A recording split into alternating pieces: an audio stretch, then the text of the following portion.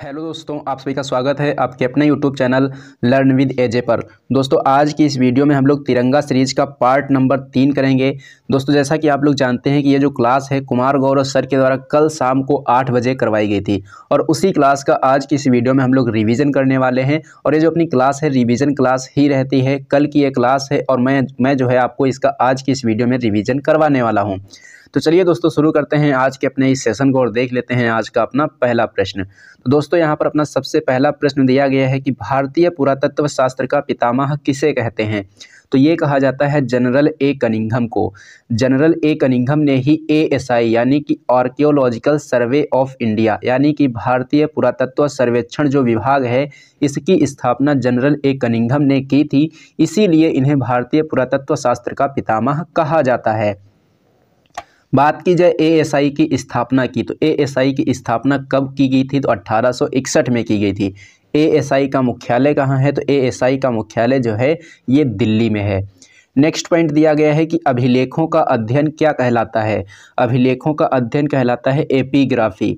नालंदा विश्वविद्यालय की स्थापना किसने की थी? तो नालंदा विश्वविद्यालय की स्थापना जो है कुमार गुप्त ने की थी।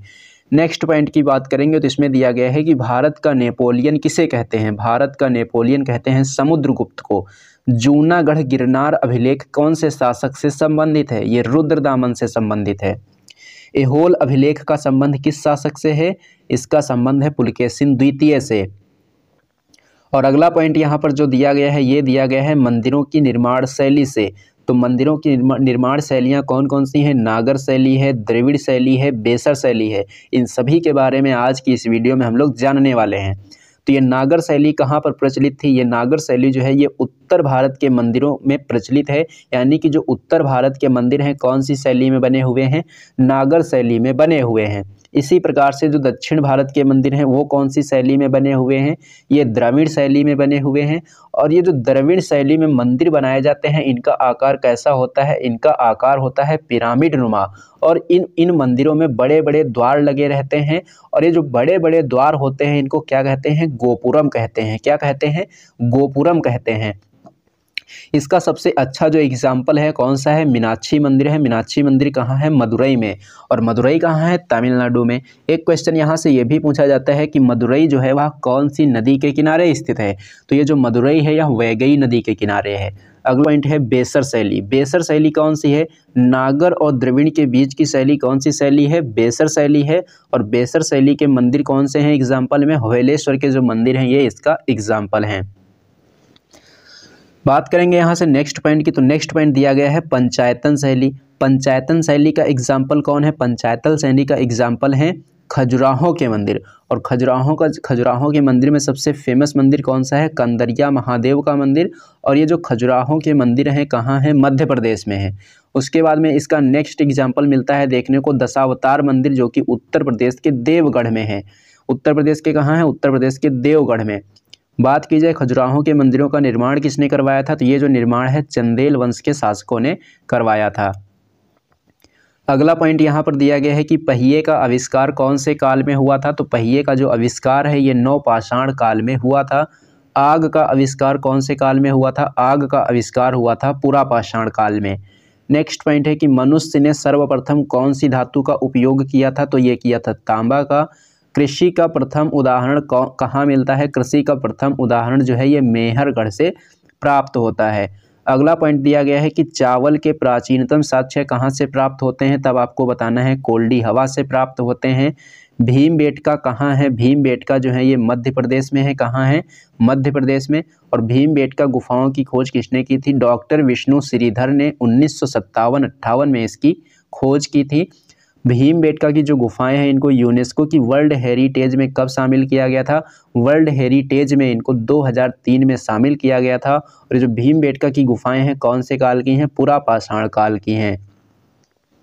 अगला पॉइंट यहाँ पर दिया गया है सिंधु घाटी सभ्यता से संबंधित। सिंधु घाटी सभ्यता को आद्य ऐतिहासिक काल की सभ्यता कहते हैं और कांस्य युगीन सभ्यता भी कहते हैं। एशिया का ज्योतिपुंज यानी कि लाइट ऑफ एशिया किसे कहते हैं? Light of Asia Gautam Buddha को कहा जाता है। नेक्स्ट पॉइंट दिया गया है कि गौतम बुद्ध का जन्म कहाँ और कब हुआ था। तो गौतम बुद्ध का जो जन्म है लुम्बिनी में हुआ था 563 ईसा पूर्व में।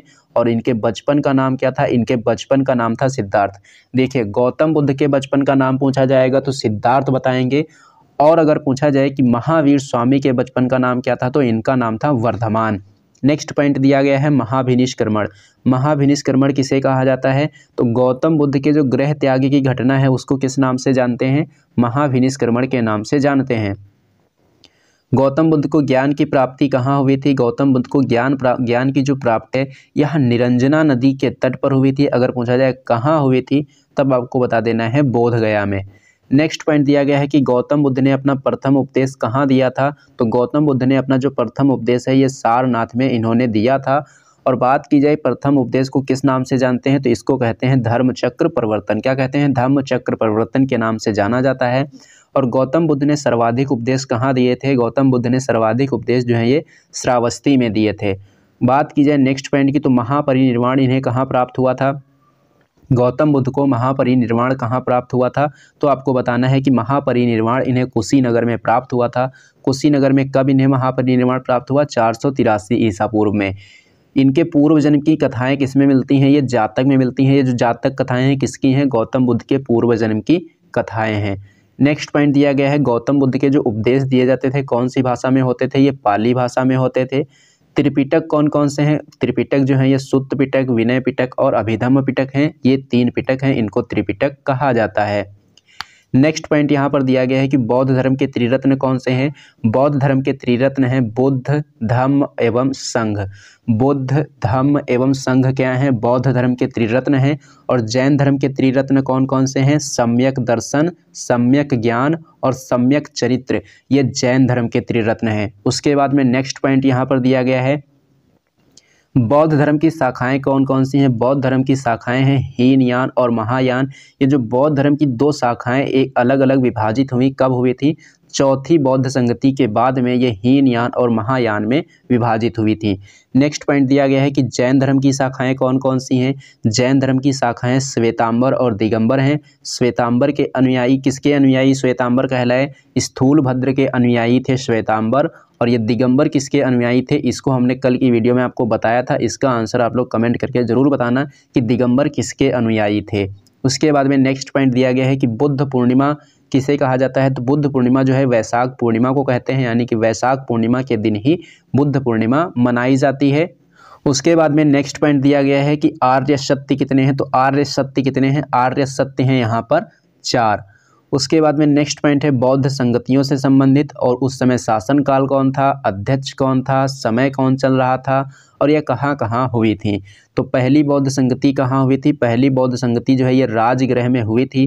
किसके शासन काल के दौरान? अजातशत्रु के शासन काल के दौरान ये संगति हुई थी। अगर आपसे ये पूछ दिया जाए कि पहली बौद्ध संगति के अध्यक्ष कौन थे, तो महाकश्यप थे, और ये 483 ईसा पूर्व में हुई थी। उसके बाद में नेक्स्ट पॉइंट पूछा जाएगा कि दूसरी जो बौद्ध संगति है कहाँ हुई थी? दूसरी बौद्ध संगति जो है ये वैशाली में हुई थी। इस समय किसका शासन था? कालाशोक का शासन था। और इसके अध्यक्ष कौन थे? इसके अध्यक्ष थे सबाकामी। और ये कब हुई थी? तो 383 ईस्वी में हुई थी। तीसरी संगति कहाँ हुई थी? तो तीसरी संगति जो है ये पाटलिपुत्र में हुई थी। किसके समय? अशोक के समय। अध्यक्ष कौन थे? मोगलीपुत्र तिस्स थे। और कब हुई थी? 250 ईसा पूर्व में हुई थी। चौथी बौद्ध संगति की बात करेंगे तो चौथी बौद्ध संगति जो है यह कुंडलवन कश्मीर में हुई। शासन किसका था? कनिष्क का।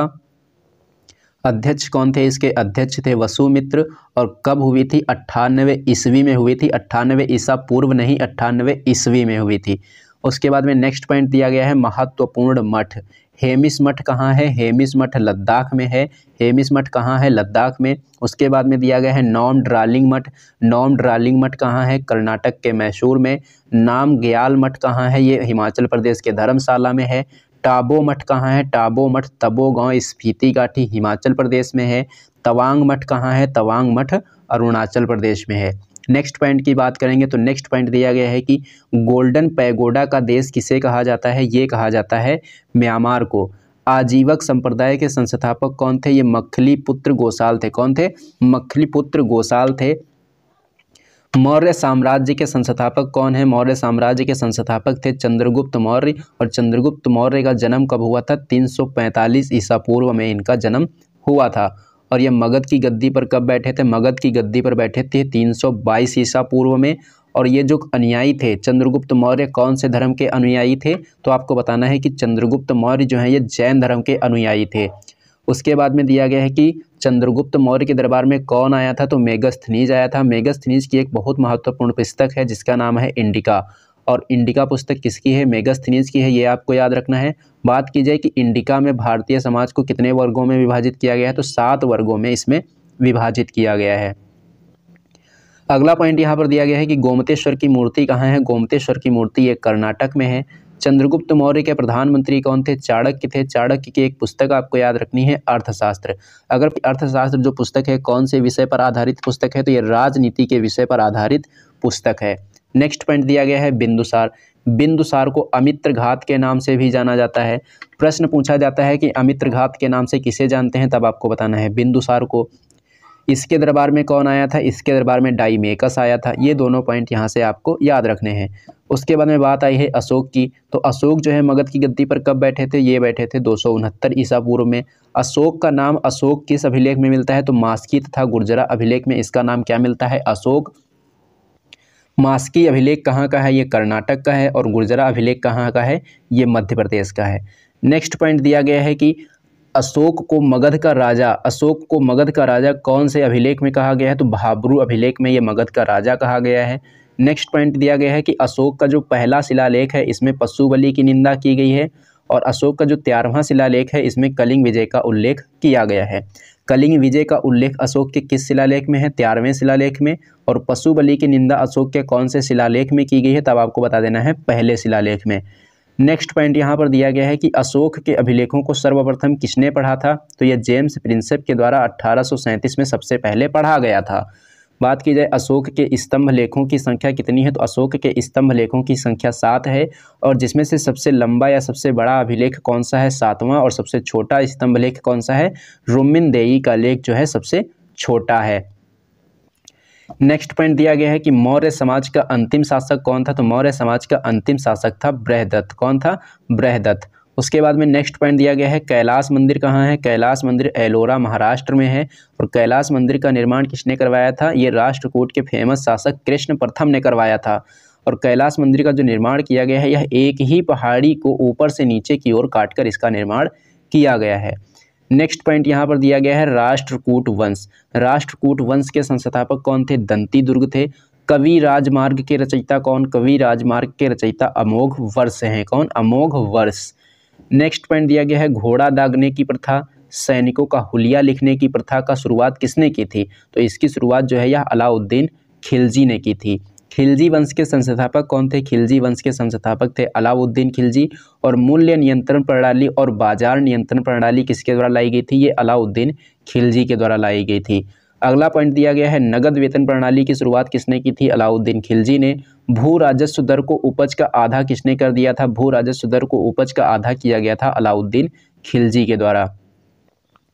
नेक्स्ट पॉइंट दिया गया है कि दक्षिण भारत में विजय के लिए जो अभियान चलाया गया था अलाउद्दीन खिलजी के द्वारा, इसका नेतृत्व कौन कर रहा था? इसका नेतृत्व कर रहे थे मलिक काफूर। और मलिक काफूर को 1000 दिनारी के नाम से भी जाना जाता है।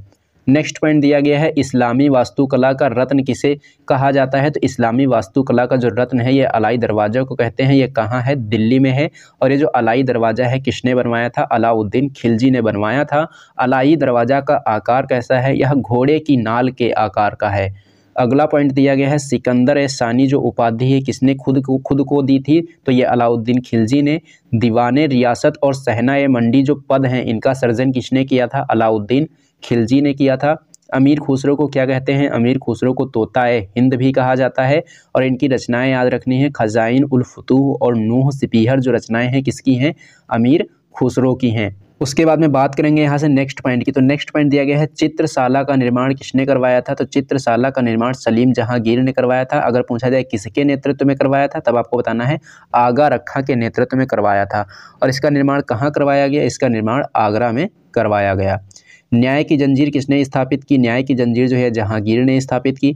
चित्रकला का स्वर्ण युग किसके काल को कहा जाता है? तो जहांगीर के काल को चित्रकला का स्वर्ण युग कहा जाता है। और स्थापत्य कला का स्वर्ण युग किसे कहते हैं? इसका आंसर आप लोग कमेंट करके जरूर बताना। उसके बाद में नेक्स्ट पॉइंट दिया गया है कि उस्ताद मंसूर और दौलत खां और अबुल हसन जो ये फेमस चित्रकार हैं किसके दरबार में थे? ये जहांगीर के दरबार में थे। नेक्स्ट पॉइंट यहाँ पर दिया गया है एतमाद उद्दौला का मकबरा जो है कहाँ है? एतमाद उद्दौला का जो मकबरा है ये आगरा में है और ये नूर जहाँ ने बनवाया था। इसमें कौन से पत्थरों का उपयोग किया गया है? तो पितरा दुर्रा पत्थरों का उपयोग इसमें किया गया है। नेक्स्ट पॉइंट दिया गया है हॉकिंस जो कि 1608 में भारत आया और टॉमस रो ये दोनों भारत जब आए तो किसके दरबार में आए? ये जहांगीर के दरबार में आए थे। बात करेंगे यहाँ से नेक्स्ट पॉइंट की, तो नेक्स्ट पॉइंट दिया गया है एशियाटिक सोसाइटी की स्थापना कब और किसने की? तो एशियाटिक सोसाइटी की जो स्थापना है 1784 ईस्वी में विलियम जोन्स ने की थी। किसने? 1784 ईस्वी में विलियम जोन्स ने। आत्मीय सभा की स्थापना 1815 में राजा राम मोहन राय ने की थी। और वेदांत कॉलेज की स्थापना किसने की थी? वेदांत कॉलेज की स्थापना भी राजा राम मोहन राय के द्वारा की गई थी। नेक्स्ट पॉइंट है ब्रह्म समाज की स्थापना 1828 में किसने की थी? राजा राम मोहन राय ने। अगला पॉइंट दिया गया है यंग बंग आंदोलन यानी कि युवा बंगाल आंदोलन किसके द्वारा शुरू किया गया था? ये हेनरी डिजोरियो के द्वारा शुरू किया गया था। नेक्स्ट पॉइंट है तत्वबोधिनी सभा की स्थापना किसने की? तत्वबोधिनी सभा जो है देवेंद्रनाथ ठाकुर के द्वारा स्थापित की गई। रहनुमाई सभा की स्थापना किसने की थी? दादा भाई नौरोजी ने। अगला पॉइंट यहाँ पर दिया गया है ईस्ट इंडिया एसोसिएशन की स्थापना किसने की? दादा भाई नौरोजी ने। पूना सार्वजनिक सभा की स्थापना किसने की थी? महादेव गोविंद रनाडे ने। नेक्स्ट पॉइंट है कि प्रार्थना समाज की स्थापना किसने की थी? तो प्रार्थना समाज की स्थापना आत्माराम पांडुरंग ने की थी। कब? 1867 में। सत्यशोधक समाज की स्थापना किसने की थी? महात्मा ज्योतिबा फुले ने।